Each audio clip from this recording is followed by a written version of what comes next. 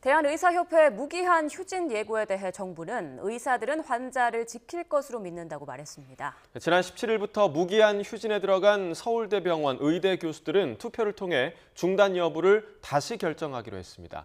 자세한 내용 취재기자 연결해서 알아봅니다. 윤성훈 기자. 네, 윤성훈입니다. 네, 의협의 무기한 휴진 방침에 대해서 정부 입장은 어떻습니까? 네, 정부는 무기한 휴진 결집력이 크지 않을 것으로 보고 있습니다. 그제 개원이 휴진율은 14.9% 수준이라며 의사 대부분은 의료 현장을 지켰다고 평가했습니다. 오는 27일부터 예고된 무기한 휴진 역시 의사들은 환자들을 지킬 것으로 믿는다고 밝혔습니다. 특히 대법원이 의대 증원 집행정지 신청을 기각 각하한 만큼 의료계도 더 이상 의대 정원 재논의를 고집하지 말라고 지적했습니다. 현장을 떠난 전공의와 의대생은 물론 불법 진료 거부를 지속하는 의사들의 조속한 복귀를 촉구했습니다.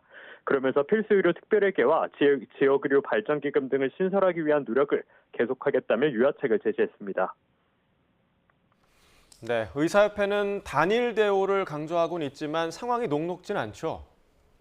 네, 지난 17일부터 무기한 집단 휴진에 들어간 서울대 의대 병원 교수들만 하더라도 휴진 지속 여부를 다시 결정하기로 했습니다.